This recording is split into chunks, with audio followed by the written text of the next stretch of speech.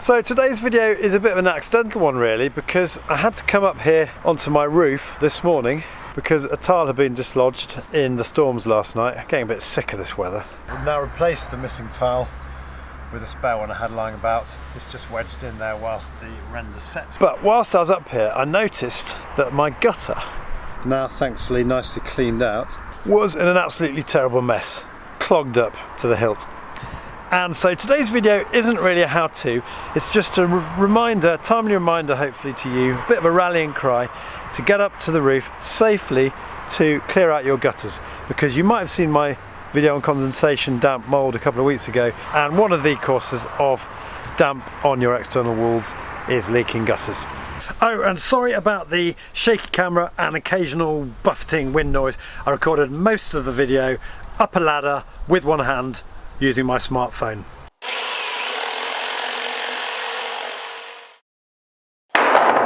Now, quick comment before we start on safety, particularly given that when I'm up on step ladders, I'm often far too relaxed about taking all the right safety precautions. Step one, you want to make sure you've got the right kit. I bought this Werner Abreu step ladder from B&Q several years ago. It's a 27 tread triple extension ladder, absolute beast, feels really sturdy when you're on it. And if you use something like this and take all the necessary safety precautions, you'll be doing yourself a lot of favours. I found this article on the government website particularly useful, not least this section on securing the ladder. I'll post a link in the description at the end of the video.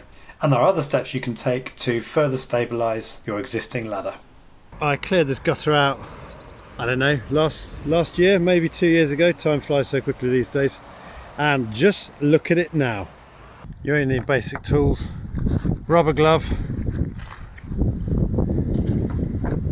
a brush,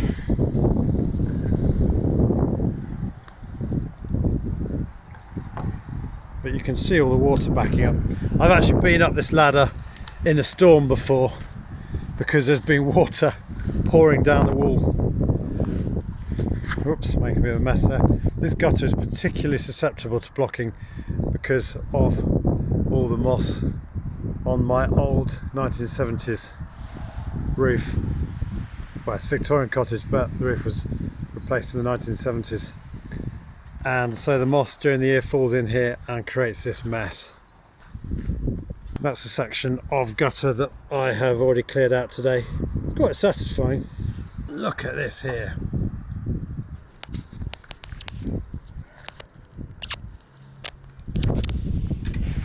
You can already see this trapped water migrating back down the route to the downpipe, and it doesn't take much of a blockage to stop the path of the water. I've got my little brush here just to give it a nice clean when I'm done. Yum.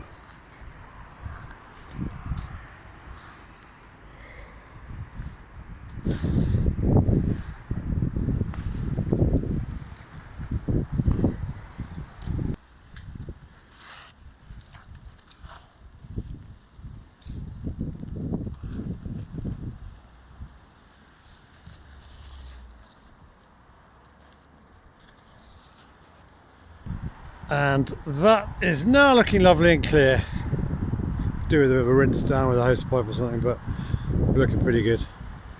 For those of you pedants out there, and I know you like to keep me on my toes, who are going to point out that your gutters are in a terrible state, I will admit that this 1970s cast iron gutter is looking a bit sorry for itself.